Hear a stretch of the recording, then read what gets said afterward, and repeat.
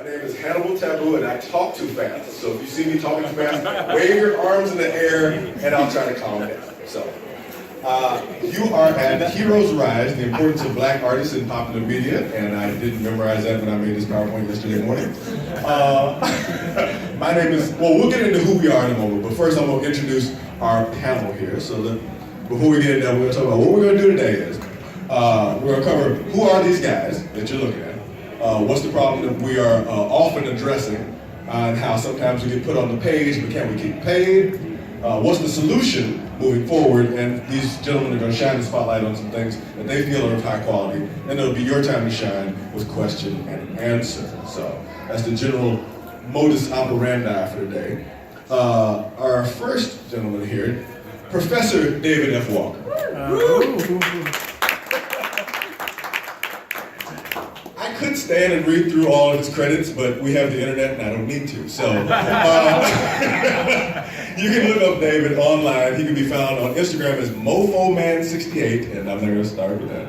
At Twitter at DavidWalker1201, is that correct? Yes. And of course, you have a mic there. So website, David F. Walker, just one word, David F. Walker. DavidFWalker.com? I just launched it, like really recently. Yeah.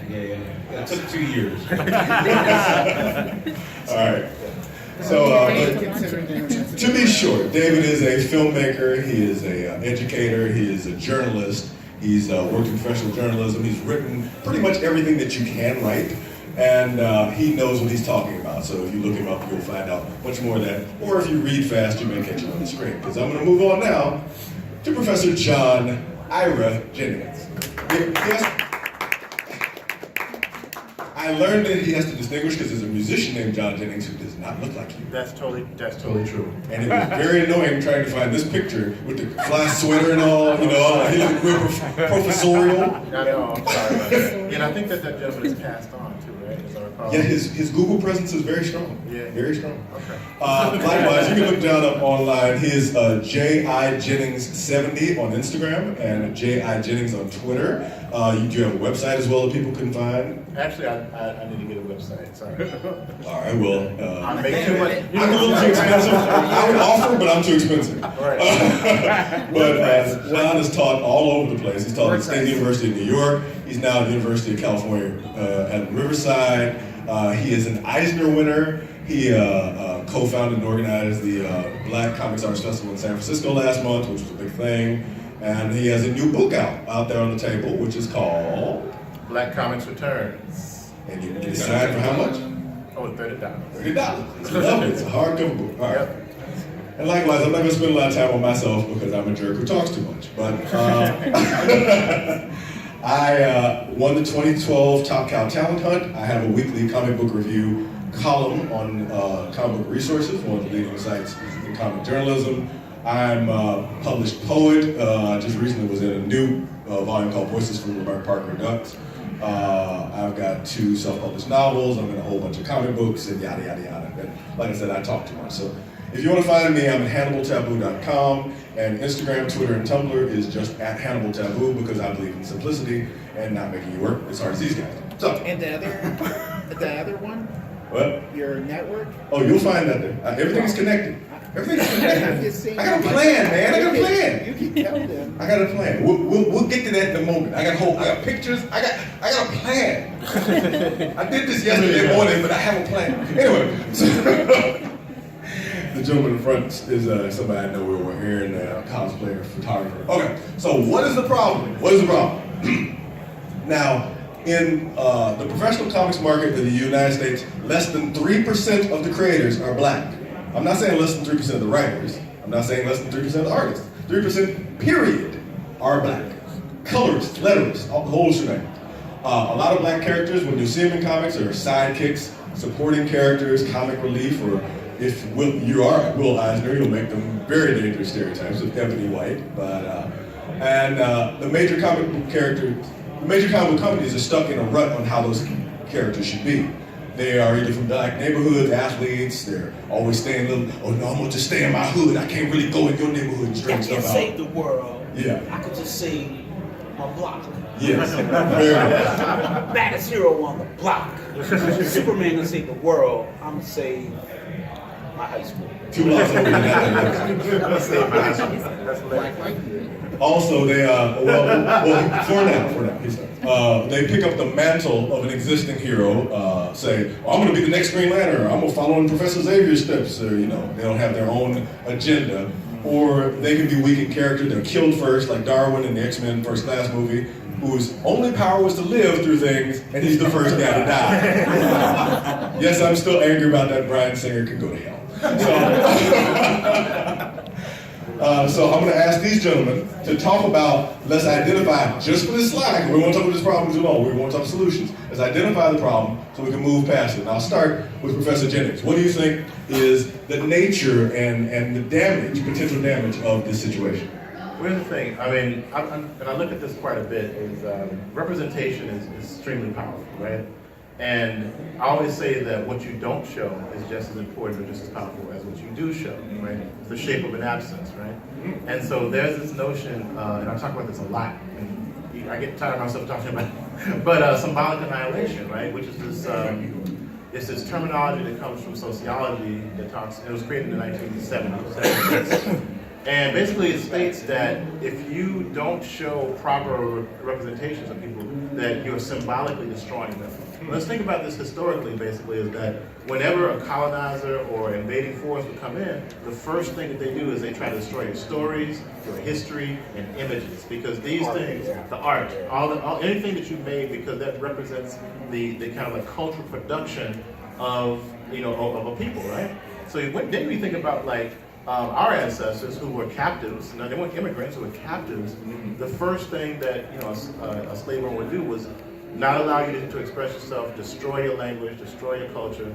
So whenever you see something like this where like you're not being represented properly, what's happening is you're symbolically destroying or erasing that type of expression, right? And so what we were trying to do is like, well, how do we actually like deal with that issue through creating like resistant spaces like this? Actually, this is a resistant space, right?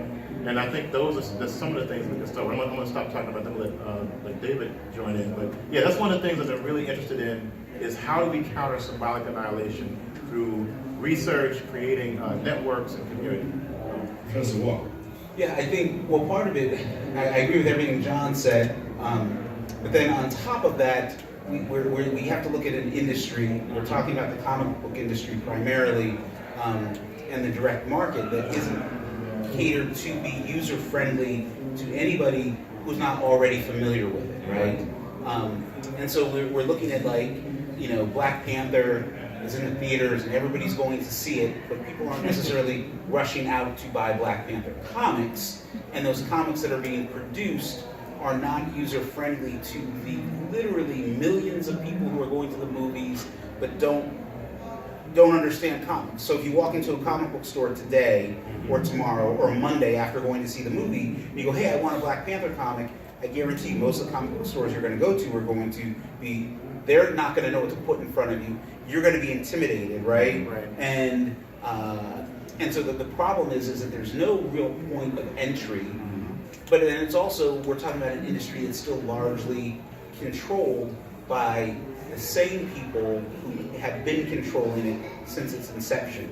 And it's not to necessarily say, Harvey Kurtzman is dead, and William Gaines is dead, but their children and their grandchildren are running these industries. It's still very much the old boy network. Like if the old boy network exists in film, music, and television, like those are more progressive than the comics industry, which is the saddest statement in the world because we're not exactly talking about like the most progressive of people, or the most progressive of industries. And so part of what we have to do, like even in an event like this, John and I have been involved with the event in Harlem, which is also called Black Comic Book Festival, and then there's the Black Comix Arts Festival in San Francisco. So we've seen how successful these events can be. Yes. But the key is we're always partnering with a library. It's always free, and it's libraries are about literacy, right? Whereas most conventions now are about trying to get you to pay $150 to have your picture taken with the cast of The Walking Dead. They don't care if you know how to read or not, right?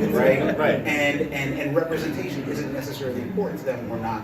Whereas it's like, well, my key audience can't afford the $100 tickets to get into a show, and I'm not gonna lie, like I'm still a capitalist pig, right? But it's like, if you pay $150 to get into the convention, that's less money you have to give to me. Right. So I'm like, That's real talk. let me go to the library where it's free to get in, and then you can just give me all your money. It's so much nicer that way. It's more of a family vibe. And it's like, I'm gonna go over to John's house and buy dinner for him and his wife, and we're good. And the economy keeps going. I'm not getting done. And you come over too, you know. So, but that's it. It's like what we're seeing now. I think on this level, and what a lot of people don't understand is like John and I talk about this, the need and the importance of building community and engaging on multiple levels. So it's not just about the creation of stuff. It's not just about the criticism of stuff. It's all about the education. It's all about making sure that we're doing outreach. And because I hate to say it, but the big publishers, they don't care if you know how to read. If I meet a kid who doesn't know how to read, like my heart is breaking. Yes. But they're like, hey, you got $5 to buy this comic? It's like, no, it doesn't work that way. I want them reading. I'm on a tangent. No. But a kid who can read will make more $5 to buy more comics. Yes. Yeah. No, definitely the. Well, the other thing too is like the comic book industry. Okay, let's look at the big two in particular. Right? There's Marvel Comics and DC Comics. Mm-hmm. They are masquerading as comic book companies. They publish comic books, right? But they're actually a finger of a huge multinational entities. Get them, Shaggy. Take the mask pretty off. much like, I know. Yeah, they're not comic book companies. They pretend to be. They don't care about, like, you know, if the color of Superman's costume is the proper color blue, right? You know, these types of things that the fans actually love. They are IP farms. They're intellectual property farms, and basically they are tasked with keeping these trademarks alive and actually using these characters as ways to create films, animated series, what have you. Merchandise, exactly. And that's where they make more money.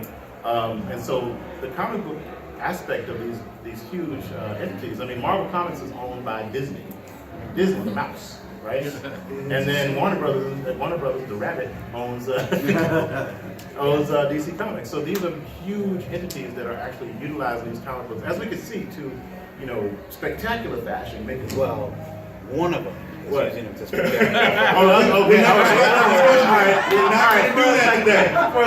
not going to do that today. That's a good point. We're not going to do that today. But yeah, but that's the other thing too, is like these are not entities like that, and they kind of prey off of this notion of nostalgia quite a bit too, right? And these are other things like, oh, I was reading Superman as a kid, right? Yeah. It's not your father's comic book company, you know. Very much so, because I mean, we see lots of people walking around with Batman t-shirts, Superman logo t-shirts, and they wouldn't be able to pick Lois Lane out of a lineup. And that's not a bad thing, but the fact that, in David's point, that they are not as literate as they could be, that they're absorbing information a different way, is a challenge. Because, you know, if I can learn, for example, that the speed of light is 186,000 miles per hour from Dr. Solar, that's where I learned that. But the first time I learned any French was from Iron Man. Oh, yeah. I'm not a professor, but I got some stuff together. I was like, no, per second, but never mind, go ahead. Yeah, I didn't say per second. I've had a lot to drink, so that's fair. I'm just messing with you. Go ahead. No, but it's true. The professor would have to grade. So yeah, you make good points. So one of the issues that is also brought up very often is that they're happy to make black characters, but they're not happy to have black creators, which is the focus of our panel today. That they can put us on the page, but can we get paid? When you see a Riri Williams, when you see Vixen, when you see Miles Morales, these are interesting characters that sometimes have challenges. For example, Miles Morales here had a wonderful page where he says, I don't want to be the black Spider-Man, I want to be Spider-Man. But that's not the way Earth works, player. And with all due respect, had the writer known that experience, he might have seen that a different way. So, when you are talking, both of you have worked in comics professionally, both of you have dealt with a lot of things. What have you seen as some of the reasons why equally talented or even more talented, especially in the case of John's art, people don't get more assignments from larger companies? That's a great Well, question. it's a combination of factors. One is, the editors tend to hire who they know, or they look within their That's true. the world that they know. They're asking around. They don't necessarily know the right place to look. But then the reality, one of the other factors is like, because I teach, we both teach, right? And so it's not just my students that I say this to, but like I have this young cat who's emailing me all the time about breaking into comics, and he's written and self-published 2 comics over the last 2 years, and he's like, well, how come I can't get a job at Marvel? And I'm like, yo, son, publish like 200 more over the next 20 years, and that's how you have to do it. Like I told somebody today, if you look at the stuff on my table, my self-published stuff isn't on the table. There's more of my self-published stuff than there is my stuff that publishers have done. The big publishers I've been working for 5 years, self-publishing I've been doing for nearly 25 years, right? And so that's the key, is like, I think there's a lot of tremendously talented people out there, but they're not getting seen because they're not in the line of sight of that inner circle, but they also haven't been doing it long enough. Like, this was when I go to San Diego, this is Comic-Con this year, it's only my 20th year. Like I've been slogging away. Like people, they started giving me work, they're like, yeah, I'm just tired of seeing this. Like if I give you work, will you just not come by next year? Like, yeah, if you give me work this year and guarantee for the next 2 years, I won't see you for 3 years. Well, That's like barter. Yeah. So, but I think that's a huge part of it. But it's also, it's like, well, what are the stories that we want to tell? And they don't understand us a lot of times, or more importantly, they think they understand us. And then if you want to bring something slightly different to the table, then it becomes this big, because their bottom line is to make money. But most publishers are only concerned right now, and this is to the detriment of the industry as a whole. They're only concerned with exploiting the audience as it exists, not growing the audience. Exactly. And so, that's a great point. Yes, it is. Yeah, but that's the thing. Somebody asked me for advice on how to be a writer, and I was like, you need to read a lot of books, and it shouldn't be comic books that you're reading. Right.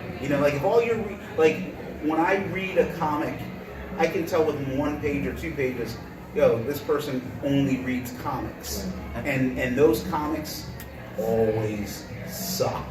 I teach, and my students who only read comics be like, what other books do you read? I read comics. Yeah, but what books have you read?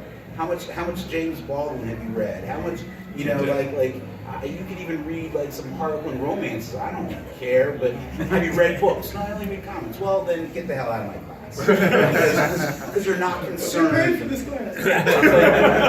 What's your favorite Shakespeare play? I've never read any Shakespeare. Come on. How can you not read Shakespeare? I was in high school, barely graduated, and I still read Shakespeare. So. Yeah. No, how do I follow that?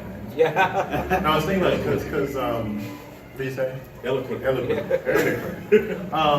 One of the things that you touched upon too is like capitalism as a system, it hides process. Yeah. So a lot of times we're taught to be consumers and not producers, right? And that's one of the big issues.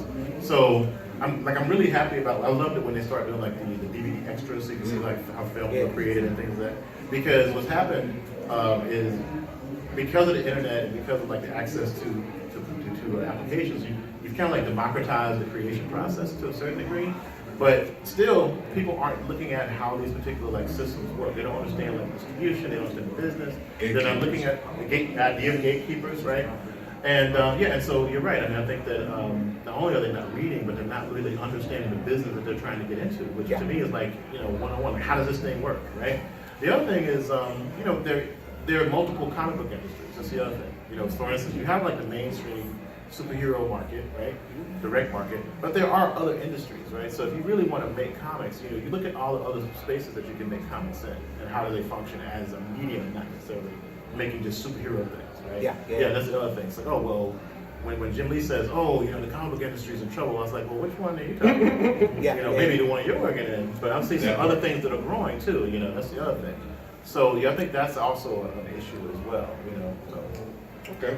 Yeah. Well, like I said, I don't want to spend too long on the problem. I want us to have a clear understanding of it. So let's look at what is the solution? How are we going to move forward from this point? This book right now is $30. It's right outside. Here. I'm sorry. See all these people in here. As John implied, I use a Sting quote a lot of times. There's a deeper world in this tugging at your hand. Ooh. And the idea that superheroes don't start and end with Superman and Spider-Man, and the comics don't start and end with Mouse or Watchmen. That there are deeper things in this. There are more stories to tell. There are a lot of people, many of whom are literally in the next room, making work that's good as or better than what's done by the mainstream. There's a gentleman that I work with out there named Ray Height. Ray has drawn the X-Men. He owes me money. I'm just kidding. Don't do that, man. I'm working this table. I'm being the class clown. I'm the class clown. You're the professor. That's how this works. Anyway, Ray has done work for the X-Men. Jason Reeves has done stuff for DC Comics. David himself has written for both big two companies. So it's not like we don't know what we're doing. It's not like these are amateurs walking in here. I've written for Image Comics. I've written for Aspen Comics. I'm not new to the game myself. When you look at this, how can independent Black creators, using spaces like this and using some of the democratization that you talked about, start to change this, I don't know if it's a Black geek Stockholm syndrome, but this idea that people are trapped. If I don't buy from DC and Marvel, I'm not in comics, what's happening? Can you talk to them about how they can access this deeper world tugging at their hand? Well, I think part of it is it's not just accessing Black audiences, right? Because if you're only writing something if you're writing something really good, it will appeal to people on a human level, right? So I think that should be first and foremost your goal. Right. Although representation is also very important to me, right? But I think part of it is tapping into not just events like this and audiences like this right here, but it's building a sense of community, right? So, I don't want to put anybody on blast, but I've worked for some decent-sized publishers who don't know how to sell a book. Like, it's as plain and simple as that. It's like, if they were drowning, they would say, please, somebody toss me an anvil. Right? Whereas if I'm drowning, I'd be like, yo, help, throw me a life preserver. Like, I know how to survive drowning, right? It's give me a life preserver, float on my back, whatever it is. So one of the things is like, I want to surround myself with people who got life preservers, right? As opposed to a bunch of people with anvils and anchors. And you build that community. And so, like, I sell, there's certain books that I've written for publishers that I have now sold more units of that book than they've sold. Okay? Now, the key thing is in order to get those books, even though I've written them, I have to buy them from the publisher. Actually, I have to buy them from the distributor, so I'm not even getting a good discount, right? So, again, as a capitalist, this does not make sense. I am like a drug dealer who's having to buy my stuff from a supplier who's buying it from a supplier, right? Inelegant. Yes. So I need to start making my own drugs. I need to cut out at least one of the middle persons. Right. And so the thing is like I can come to a show like this and know for a fact that I'm going to sell more copies of book X than were sold in all of last year at retailers. I mean, I've literally had that happen. And I'm talking shows like this one. And that's the thing, you have to not be afraid to come to, there's some people that are, like, I've gone to shows where like, oh, that was a mistake. I shouldn't have gone to Boise, Idaho. But they flew me out, and I have a friend who lives out that way, but it was like, I only sold a few books, but those few people hopefully will follow me someplace else. So it really is about, like, taking a lot of it, like your cue from the way hip hop used to be. Like, I always have books in the trunk of my car, right? And now the next move is to make sure that those books that I have in the trunk of my car are books that I've published myself, that I own 100%. And I was like, boom! I got any more out of the trunk of the car. So that's what it is. But it really is about building community. It's and engaging with people on a personal level. John, I want to ask you, because you work Yeah. specifically with the Schomburg and with Black Comix Arts Festivals, what are the challenges in creating spaces like this where people can have this access, and how can we work to overcome some of those challenges? So a lot of times when I'm working with institutional spaces, I'm a mediator, I'm an interpreter, right? So for instance, one of the books I'm selling out there, or I'm almost sold out of actually, is Out of Sequence. How many more are available? Well, There's like two. I think like two left. How much does it cost?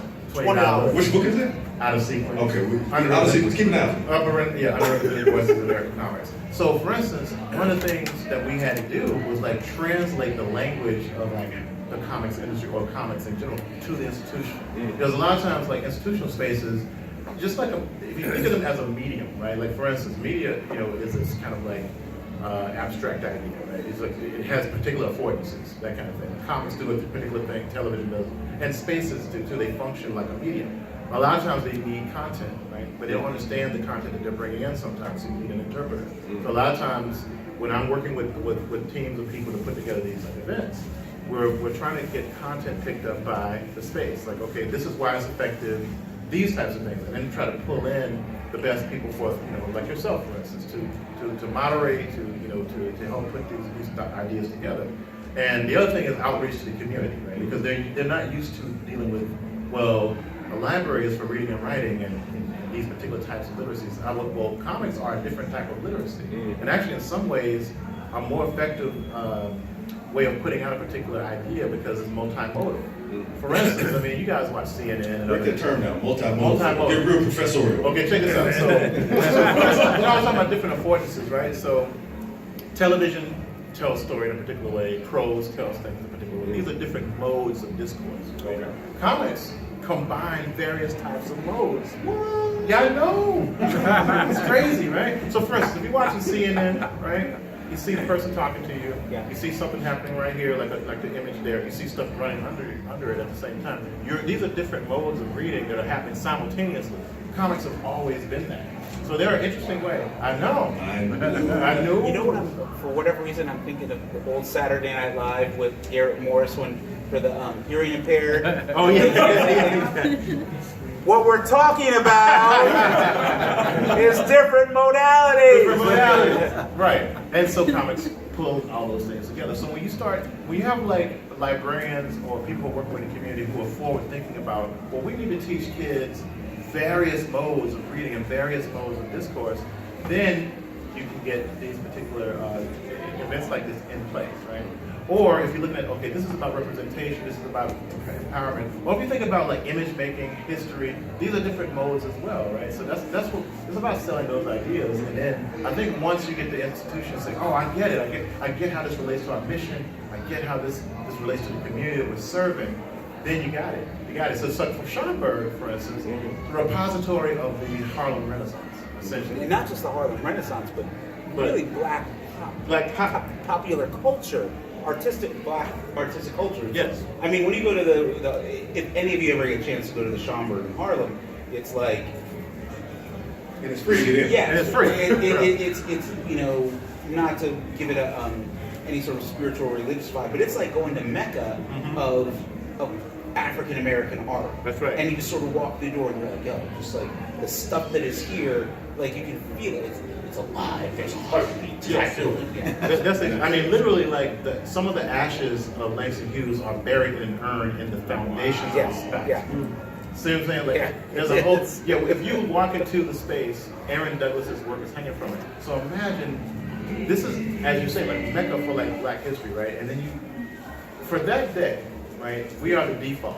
Like it's on Lenox Avenue. It's Malcolm X Boulevard. Yeah. It's the heart of Harlem. You come off the train, bam, you're in the Schomburg, and then everything there is you. Automatically, you are the default. So you have all these kids.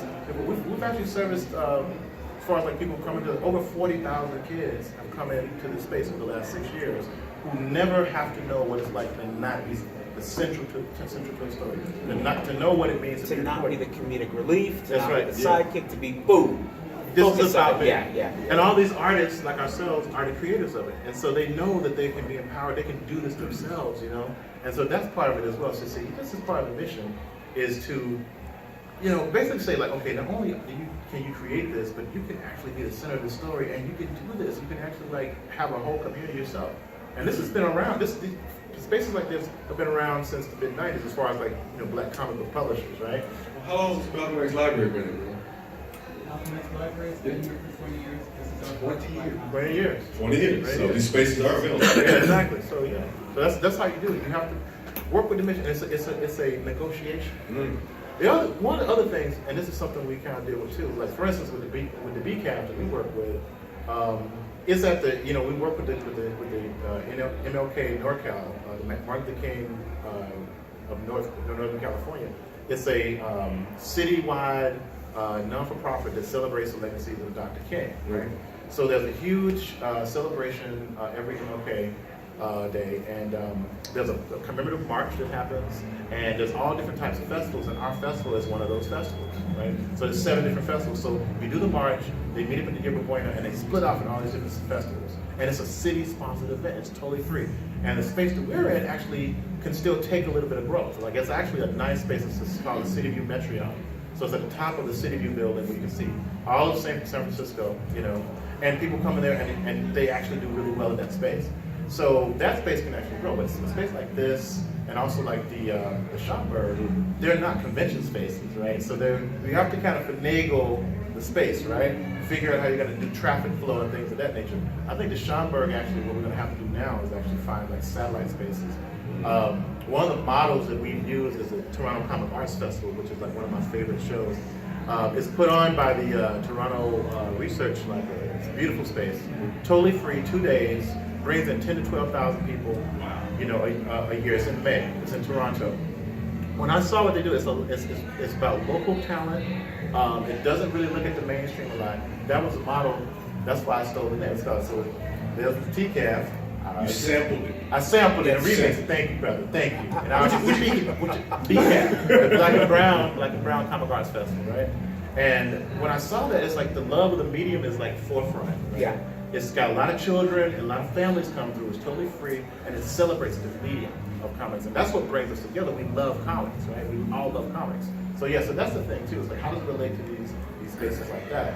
So what they've done is they actually have satellite partnerships, right? So if they have overflow, they have overflow space where you can actually go and see a panel like this, like in a building next to it. That's what I think the next step for the Schomburg is probably that, because first of all, one day just got too big, because now it's actually at the size of the TCAF, and it's bursting at the seams. The event that we do at the Schomburg is the single biggest event they do all year long at a space that's been around for nearly a century. Like, so their max capacity is like 1,500 people, and we get about 8,000 a day. And it's like 20 degrees out. I mean, y'all can't even comprehend. Here in San Diego. I don't do Schomburg. Yeah, it's cold. What is that just... kind of cold. But then, you look at this event, and Keithan, who was one of the key people that put it together, reached out to everybody a couple months back, and it was like, I was like, well, this will either be a hit or it won't be. Only one way to find out. Let's go. Let's see if we can make this happen. We're trying to make this happen. So, and that community is meant to be as inclusive as it can possibly be, at least in my philosophy, because I know how excluded I felt, right? This is a safe space for you. Yeah, exactly. But it's for everybody. For everybody. I mean, like that was, we had it was at the Schomburg, not this year, but last year, where there was some guy cosplaying as Black Panther, right? So Civil War had come out. Yeah. But there was like this little white kid in Harlem at the Schomburg, and he was like, Black Panther! and like his mom was like, no, that's a guy dressed up, and he was like, no, I think that's the real Black Panther. And it was one of those things to see. Like this, and then I've seen white kids wear their Black Panther costumes. They don't have blackface on. They just have that. That'd be a problem. Don't do that. But it's don't like get punched in the face at school. Because you see little black kids running around all the time dressed as Captain America or Iron Man or Superman, and it's like whatever. But I was like, the moment I saw a white kid dressed as Black Panther, and again without the blackface, I was like, wow, we've actually come someplace That like this never happened before, you know. And now you're seeing like in a week you're gonna see little white kids running around going, Yeah, exactly. you know, it's like yeah, exactly. Right over left, kids. It's always right We over are left. Wakanda. Yeah. No, that's totally true. It's an extremely empowering space, and it's a lot of work, as you know. I mean, Yes. we work very hard to put on these spaces, but I don't know. I just want to empower creators of color, creators from various backgrounds who don't have the access. I mean, when me and Damien started doing curatorial work, Damien Duffy, who actually is a white creator and has been like my brother for another. We don't hold it against him. I know. He's really he's a highly up. Anyway, very light. Very light. He could come to the cookout. Yeah, he come to the cookout, exactly. But man, we just didn't like the fact that, you know, people were being excluded from a particular space. And this was not just black creators, this was creators who were like too independent, or they were doing things that weren't in the mainstream, or they're LGBTQ creators. They're too queer. Too weird, you know, this kind of thing. And we created Out of Sequence because of that. And we realized, like, man, this is an audience that needs to be. Only two of those left, right? That's Twenty fine. dollars. I don't even know. Okay. They might be gone. Might be gone. Anyway, but that's how I started down this road, because there was a show out of LA called the Masters of American Comics. It was 2005. It had 15 of the greatest comic artists ever in it, including Jack Kirby, Will Eisner, E.C. Segar. I mean, just like giants, people that I loved, that I grew up reading. But the first thing that we noticed is that there were no women in the show. No women at all. I was like, wait, really? So there's no Jackie Orms, there's no Colleen Durant, there's no Wendy Pini? That part. Right? So that hurt us. We were like, what No is Joe Duffy. No Joe Duffy, yeah. No, Los Brothers No. Hernandez, Yeah. right? You know what I'm saying? How do you have a Masters comic show and you don't have like the Love and Rockets crew in there? It doesn't make sense to us. So that's what actually we started like, well, how do we change those parameters, right? How do we actually push that? And we've dedicated the last like 14 years of our career to making spaces like this, because comics are for everyone, right? Yeah, there's Oh, Nowadays, everyone with money. That's Well, I'm just saying. and there's definitely, I don't want anybody saying that Jackie Orms or Colleen Durant can't stand with anybody. That's what I'm saying. Because Jackie Orm stands above. Colleen Durant stands above. Which is so why many she's They finally never allowed said. to be in the Hall of Fame. Right. And we're speaking of, so Jackie Orm's the first black woman to actually have like a syndicated comic strip. And it was in the Courier, Pittsburgh Courier. Is finally getting inducted into the Will Eisner Hall of Fame this at the San Diego Comic Con, I think this year, right? I think that's happening. Yeah. By the way, if you want to read more about her, there's a great book by Nancy Goldstein that's about her life. So, All right, because you don't just talk, you also walk the walk. I want you guys to talk about some of the projects, especially I've put up here. This book, Superb, is that David is currently writing alongside Dr. Sheena Howard for Live Forge, and Black Comix Returns, which is $30 outside. Is by John. I want you to talk about this. I'm going to ask you two things. First, talk about this work and talk about why this work compels. And then I want you to pick something that you didn't do that you want to shine a spotlight on that you believe is underrepresented. Okay, so first you, and then somebody else. Okay, well, so with Superb is published by Lion Forge. I'm sorry, before Ray just ran by. I saw Ray Hype, the artist of Superb, trying to sneak out of the room. Ray, round of applause. You got books for sale out there too, right? We're sold out. Was awesome. Oh! Go to lineforge.com. See, we go to this guy.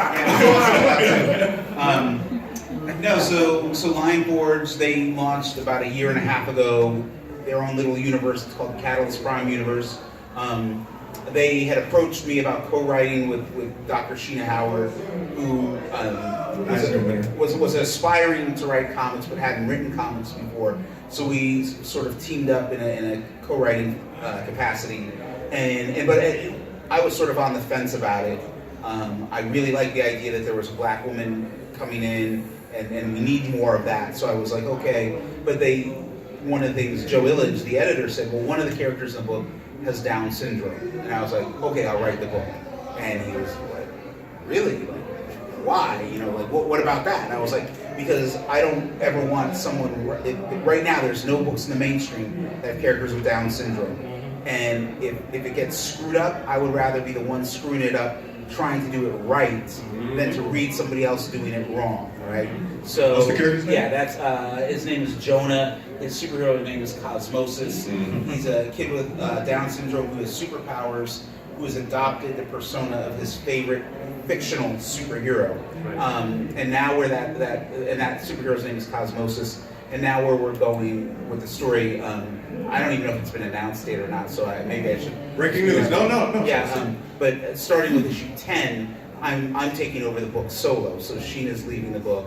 And one of the things that I'm focusing on is what Jonah is going through, because we've partnered with the National Down Syndrome Society to make sure that we're not, doing anything wrong or inappropriate. And I've learned so much. I've met so many families, and one of the things I learned was like, if you have Down syndrome, you have no rights at all in this country. Like, period. You're only allowed to have a certain amount of money in the bank. If you get a job, legally, you can only make so much money. The lives of people with Down syndrome, even if they're high functioning, are so controlled by the government that it's like, they're almost not citizens.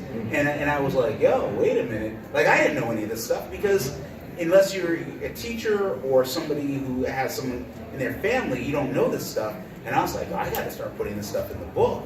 I gotta, or not overtly, but at least covertly talking about it. And so that's part of what we're going into, is we're getting into what it means to be differently abled, but to have every aspect of your life controlled, and yet you're a superhero, And punching cars. all that sort of stuff. So that's what we're doing. Superb has been an interesting time, and the best part of it really is again, it's like the families that I've met and the workshops that I've done with kids with Down syndrome, and just really knowing that, like, because when I think about representation, sometimes I get caught up in the trap of, what does representation mean to me? And a lot of the times it just means me, right? Like black men, and then I have to stop and go, okay, no, it's not just that. So this is my opportunity more than anything to just like put up or shut up. And so that's what I've been trying to do. And it's hard sometimes, because it's really, because you realize, like, as a black writer, suddenly you're the voice of every black person, right? Then, now you're writing a character with Down syndrome. Suddenly you're the voice of not just every character with Down syndrome, but every character who has Asperger's or has autism, or who doesn't have anything even in that area, but it's still like, whatever. When I was writing Cyborg, it was like suddenly the entire, disabled community was like, I'm the voice of them. And I messed that one up. I got yelled at all the time. So, and it's just like, what we need to do is we need to start getting people in roles of power and creation, so that those voices are heard and they're even more authentic. And I'm not one of those people who believes, like, because, hey, if I ever wrote Star Trek, I'm not Vulcan, but I could write the hell out of Mr. Spock. You know what I'm saying? So you don't have to be what you are writing. Right. Well, before, you want to talk about something that you didn't write, that you're interested in people knowing more about? Something that I didn't write? That you had nothing to do with. If you want to shine. That's something you believe people should be up on. That people should be up on. Well, man, that's a great one. And now I'm drawing a complete blank. You want to come back to? Yeah, let me think about it. So, John, now this book right here, this is your latest work, right? Yes. Black up Comix until Tuesday. Seriously, I have another book coming up to this Publisher Parish, I guess. Yeah, exactly. Seriously, for us, because So anyway, talk about Black Comix Returns and why it's important for people to understand what's happening. Okay, all right. So just a little bit of background. Remember, I just told you about the first show that we did out of sequence. Because we were doing like representation across the board, we're looking at everyone. We actually did have like a subset of different creators, right? So we actually did have a bunch of black creators that we could work with. And so while we were putting together out of sequence, we realized, oh my God, we've never curated a show before. So we were like, you should have seen us. We were like, we get the show, and then me and Damien are on the elevator coming from the meeting. We're like, man, we killed that presentation. Wait, now we have to do this. Oh my God. Oh my God. Yeah, we didn't even, so we're like, okay, well, we should do a practice show. Where can we do a practice show? So we actually did this show called Other Heroes. Actually, it was at Jackson State University, where I used to teach at Jackson State. I'm from Mississippi originally. And Yeah, so we did a show there. It was supposed to be a smaller show to kind of like work out the kinks, you know, that kind of thing. It was like 12 artists, right? 12 black artists dealing with stereotypes and things like that. What happened was it became 48 artists. It ballooned to 48 artists. I forgot how many, 147 pieces. But we did learn how to curate a show. And while we were doing it, we were working on how to sequence. So what happens then is that we're like, well, we actually have this subset of work that we could actually pitch as a book. So we pitched this book to Mark Batty Publisher. Unfortunately, Mark Batty is out of business now. They were a small boutique publisher out of New York. They did really great, like niche visual culture books. And that's what attracted us was the politics. They were doing these really cool books that, you know, like for instance, they had a book just about Mexican black letter. Nice. And I was like, wow, that's a great book, but you know, who would buy that? You know what I'm saying? But it's a wonderful book. I'll buy that. I know, I bought it, yeah. Anyway, Mexican black letter. It was just about you know, the use of old school black letter by the Mexican community. You know what I'm saying? That's all it was. You know, that's the whole book. But anyway, so they picked us up. They were like, hey, we want to do this book. How do you get in touch with all these creators that you're talking about? So we've already got the creators. We just need the contract. So I designed it. Damien and I art directed it too. We pulled together all of the artists. This book, the first book was called Black Comix, African American Independent Comic Artists and Culture. And it's actually out of print because Betty went out of business. This came out in 2010. So you're going to self-publish it? That's all here. No. Yeah, we were going to, well, this is what happened. So, you know, we put together these things is really kind of like herding burning cats that can teleport. So it's like, whoa, come, you know, it's really difficult. I'd like to read that book as well. I know. That's so we actually really didn't have did not think we were going to do another book like this, right? But I actually was teaching. I do a seminar at California College of the Arts. I teach a seminar around representation comics writ large for their MFA program. So I happened to be in the Bay, and I went to Mission Comics, and I had just talked about Black Comics, so I had a copy on me, and I met David Desiniaki, right, who runs Mission Comics, and I showed it to him, and he's like, oh my God, he was the marketing director for Magnetic Press, right? And he pitched it to say, hey man, we should do an update of this book. I was like, sure, okay, right? Michael Kennedy, who was the CEO of that company, loved the idea, right? And we decided to do it. So we did a Kickstarter. Kickstarter was wildly successful. Little did we know. How successful? Well, check this out. It actually made its money for, I think we were asking for only like maybe 15 grand or something like that. We made that in like 3 days, I think. And then before we knew it, we had raised almost $30,000 to do the book, right? So we actually able to do perks and make the book larger, have get the little purple ribbon in it. You know, the ribbon. You know what I'm talking about. You had the Bible that you ribbon. The Bible ribbon. You know what I'm talking about. Anyway, what ends up happening is Lion Forge buys Magnetic Press Collection. What? They bought our publisher, so that totally disrupted everything. It was wonderful. So you two are co-workers? Yes. Yeah, technically, yeah. Yeah, and so that's what happened. And so this particular book showcases the growth because, you know, there were not as many comic book conventions that looked at like, you know, any ethnocentric communities, but now we actually have like 3 times as many, you know, this one, you know, probably would now be added, right? We can continue doing it. And it has double the amount of artists in it. It has like contextualizing essays. And we're still bumping into people that we probably should have, you know, had in the book, right? What?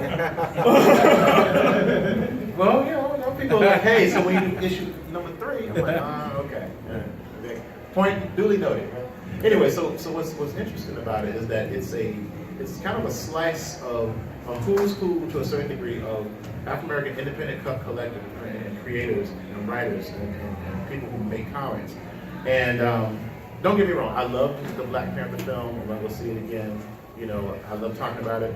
But there is right under the surface a bubbling cauldron of like just African American independent creators who've been doing this work for so long, who are feeding themselves, making comics.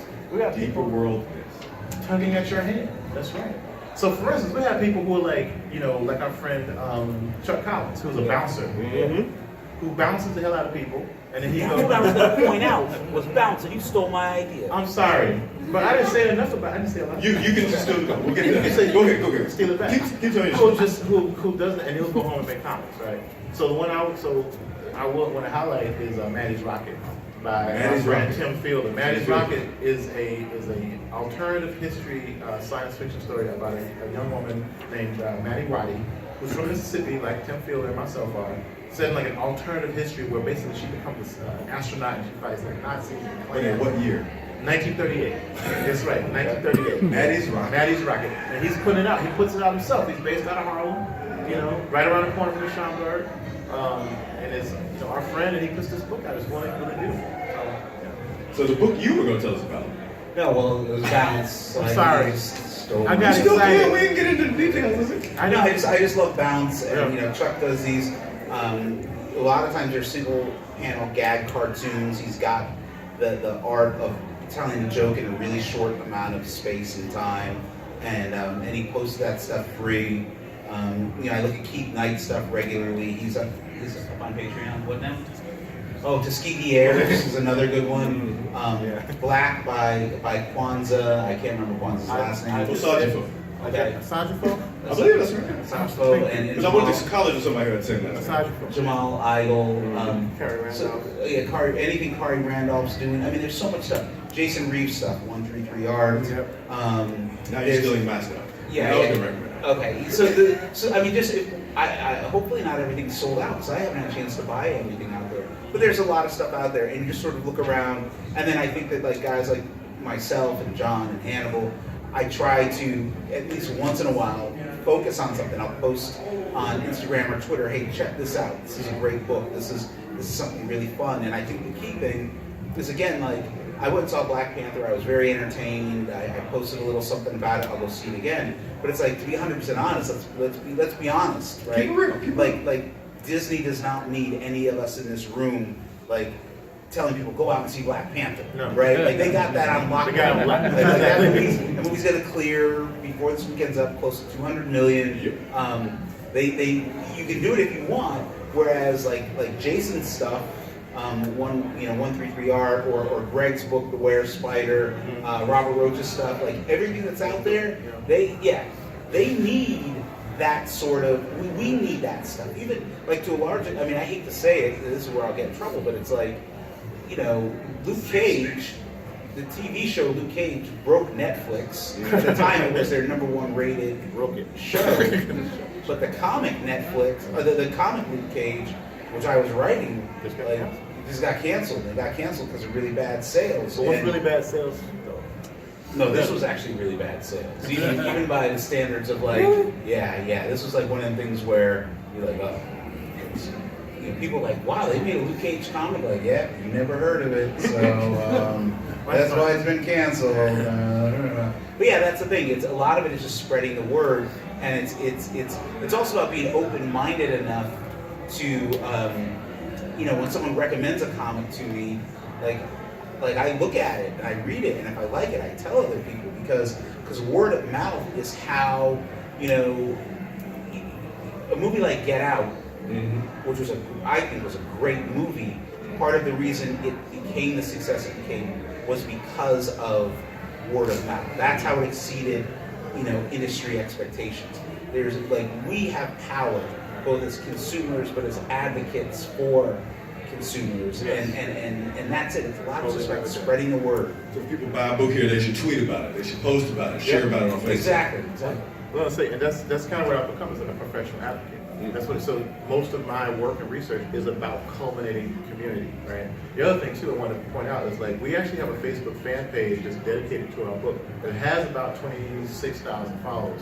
So whenever any one of us does things and I see it, I repost it and I put it out on Twitter because we actually have a Twitter account connected to that too. So if you're doing Kickstarters, if you're doing an interview, if you're doing a children's book, we put it on that page. What's that Facebook group called? It's just called Black Comix. Actually, it's the name of the first book, but if you type in Black Comix, with an X, COMIX, it'll pop up. It's a follow us. It's a Facebook fan page. Again, and we will, if we see things that we think will benefit this particular community, we will put it on there. Yeah. Animal likes this post. Yeah, exactly. Very quickly, I want to just talk about the third book you see there is called Here Comes Justice. It's a free book. It's free. It's free. It's an online book that we did for Free Comic Book Day last year at the Operative Network, which is this creative studio I work with. Robert Roach is sitting out there as one of the members. Ray Anthony Height, who you saw, is one of our members. and we are just trying to do good work. And that book has samples of this book, Men Through the Anger of Angels, which wasn't done at the time, but now is for $10. And some other stuff, and I wrote all the stuff in that. And what compels me about that is the idea, I saw an Instagram post where there were 2 young black kids next to a poster for Black Panther. And they said, I'm this one. No, I'm this one. I'm this one. And that's not something that they were able to do pointing to something that looked like them. And to be able to create those stories, I have 2 daughters who are 8 and 14. And to be able to create heroes that look like them, to be able to create stories that can move them and reach into those spaces is very important to me. That's why I try to do books, was what I call the Johnny Carson rule. If you couldn't see it on Johnny Carson's show, I'm not going to put it in the book. I try to do that, and that work is free, like I said, online at operative.net. And yeah, so now, since we got a little time left, we're going to, yes, okay. If you have questions, I'm going to Phil Donahue this joint. I may have aged myself. And walk out there with this microphone. So, yeah, I did. I'm not going to jump like Phil Donahue. He almost killed himself a lot of times. Phil's still alive. I wish I could hear that. But anyway, if you have questions, I'll come over and you can ask questions of our esteemed panelists. So we'll start with the gentleman here. So this goes out to all of you. Where do you think like the Operative Network and say Lions Forge and Aspen Comics will fit into and grow the space into a larger medium, if you will, when it's battling everybody's favorite DC or Marvel? You know what I mean? Because everybody knows DC Marvel. You say Lions Forge and people are like, what is in St. Louis. Yeah. Well, first, one of the companies you mentioned that I work for, Aspen Comics. Well, I love y'all. What's up, Vince? What's up, y'all? They're not black, so first. One of the things that John talked about is being advocates. That if you like something, share it. If you buy something on Amazon, write a review of it, because every positive word pushes that a little bit farther than it would have gotten before. In Los Angeles, there's a restaurant called Simply Wholesome that I go to a lot. And it's a black-owned restaurant, and they charge a little bit more for things than I can get other places. They have a little store where I can buy acidophilus or health food stuff. And it's a little bit more expensive than Whole Foods, but I want it in my community. So I go there. I call it paying the black tax. That's right. And more importantly, my kids see me going there. They see me go out of my way to drive over there. And they see that, and I hope that they will adopt those same behaviors, because I want them to have that in their communities as well. And that's one of the things we can do. You can stand as an advocate. If you like it, share it. If you like it, tell somebody. Because as much as we love Black Panther, T'Challa ain't gonna tell you about you. T'Challa's not gonna tell you about Men Through or Wildfire Wednesdays, free web comics. So I'll let the other panelists answer that as well. No, I definitely piggyback on that. Like, you know, the amount of market penetration is just ridiculous when you look at like these conglomerates, right? But at the same time, I mean, you know, you only know what you know. I mean, I think the last like super famous illustrator was probably someone like what was that guy? Obviously not that famous. No, I know. Oh man, he was big in the 1930s. Like, he was like, I'm like totally spacing right now. He used to work for like the New York. Oh shoot. I've had a lot to drink. I can't tell you. No, I'm totally spaced on it. He was like the last famous. He'll come to me. Anyway, so the idea is that being a famous comic book artist or a comic book writer is like being a famous dentist. You know what I'm saying? It really is. It really is. So, like Jim Lee to us is like, whoa, Jim Lee. But you know, you walk outside Jim Lee, who is the hell? I don't know what that is. You know, so that's the thing. Remember, you got a villain in Italy though. You got a villain in Italy. No, that's true. But the thing is, we don't know because we don't understand the process. A lot of people only know what they know. You know, you have to to penetrate to get to the point. You know, you're gonna definitely have the word of mouth bees. You're gonna definitely have create a community, all different things we talked about to push it forward. Because there's institutions are really designed to not change. That's their superpower. You know, institutions are like, watch me not change. Seriously, that's what they do. They're not there to really. They're there to keep a particular status quo in place. And so we have to create alternative networks. The reason why I keep, and it's a lot of work, keep creating spaces like this is because I'm trying to utilize as an alternative distribution site. So much work. So much work. What I call the cosmic chitlin circuit. Yeah, because you create these networks outside of what's going on. Because if you cannot get in, then you have to create the other spaces. We have to rely on each other. So that's what I think. Ava DuVernay talks about that. She was like, I don't want to sit at the table. I want to build my own I want house. to build my own house. That's why Bill Campbell started creating Rosetta. Stop. That's why Bill created Rosetta. Yeah. That's all you got to say? That's all I got. Some G. No, I agree. No, I think that it's you.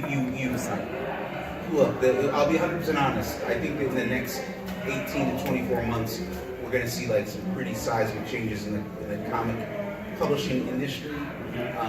Especially if at least one company doesn't turn things around, we're going to see a collapse. It's in free fall right now. We're going to see retailers go out of business, and it's not a good thing. But at the same time, it's like we have to. There's some of us that have to think about, okay, how can I reposition myself so that I can survive this, right? So how I can earn a living. And it's going to be shows like this, and it's going to be spreading word of mouth. It's going to be going to Kickstarter and knowing that, okay, well, if I write a book for a publisher right now, and I can't move 10,000 units through that publisher.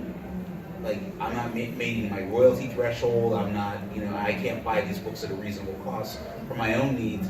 Why don't I just publish it myself and sell 2,500 units, and I've made more money selling those 2,500 units than them selling under, 10,000 or whatever. So it's all about, like, do you want to do that hustle? It goes back to, again, keeping the stuff in the trunk of your car. And it's about going out and meeting people, and even if you got social anxiety, which the vast majority of comic creators have, it's like, like, deal with it. Like, I'll have a nervous breakdown later tonight. I'll have my anxiety attack later tonight, but like, I know how to put it on. I mean, I'm high right now. And I'm just kidding. Don't do drugs, kids. Don't do drugs. I'm high on life, vitamin B12. So I see a hand up back there, and I know we got to wrap up. All right, we got this question. I want to try not to kick this man's phone. What's your question, sir? Are there things that independent creators can do to capitalize on Black Panther's success? What can creators do to capitalize on the success of Black Panther? Well, I think that really what everybody needs to do, they just need to watch me, watch my career, write a book about me afterwards, because I'm doing it, I'm capitalizing on it. I mean, that's why I was in LA all last week.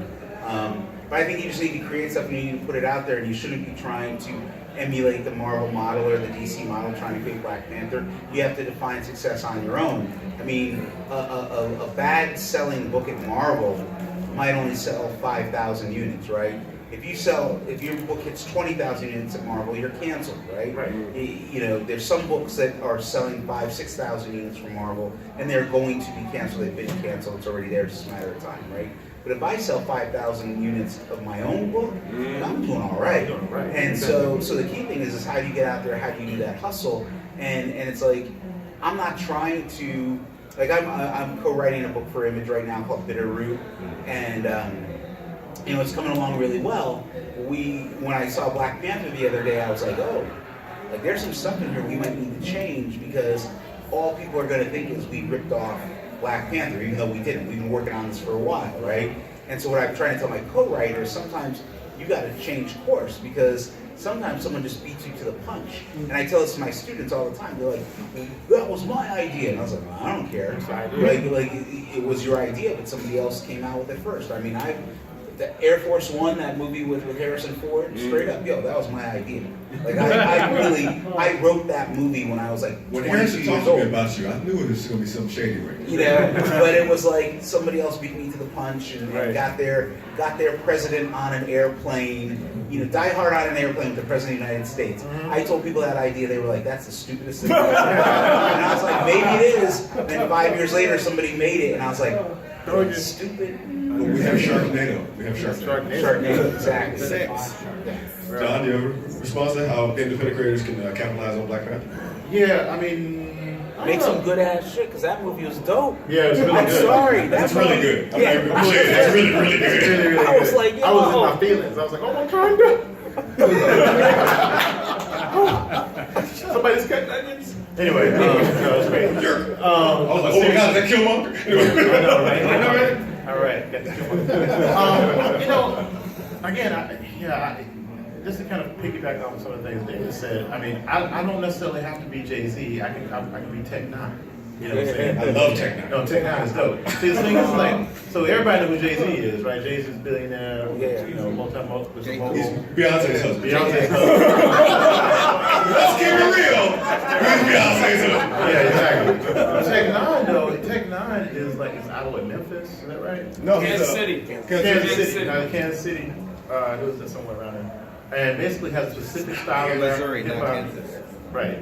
And has followers that will go anywhere to any of his concerts, buy anything he puts out, and he's a millionaire. You know what I'm saying? He's good. So he basically has a set number of people. He's built his community. So I don't know. I think the question is like, you know, how do we get better at creating the work and building a community and pushing it out? They're definitely not going to have any issues around, like you said, making money from this particular film. Yes, we can actually build community around the idea of Afrofuturism, that kind of thing could be really You've done some work in that, haven't you? I have done some work in Afrofuturism. Could you tell us about it? Black speculative, culture, essentially. Afrofuturism, a term that was coined by Mark Derry in 1993, has seen a resurgence in the last decade or so. I think some of the success of Black Panther has been because of that particular wave of Black speculative culture. But we've been creating, Black people have been creating Black speculative work that's science fiction, horror, fantasy, for generations, actually. So Afrofuturism is just a small sliver of that. So I think maybe harnessing that to a certain degree to actually push us into the future could be a way to do it. All right. Any other questions? Because I'm ready to run out and flow down here this joint. Yeah, we but- better. I got No, we some. got- Oh, right, he's got to go I sell got them. some. Well, in that case, they want to go sell those last 2 books of Black Comix Return. So thank you for joining us. My name is Hannibal Tabu. Find us online. Where to find you online, Best place to find me, is the only one I can really remember, is like J.I. Jennings, and that's Twitter. So J.I. Jennings. Very easy, because that's what I'm That's it. Yeah, and right now it's probably Twitter, David Walker 1201. I'm about to lay low, really on social media because I'm like there's some work I have to get done. Okay. Social media is too big of an interruption. Okay. But I'm getting ready to. I'm going back into self-publishing. That's where I'm going As you this should. year. So there's gonna be some yeah. Thank you for joining us. Y'all have a good day. Appreciate it.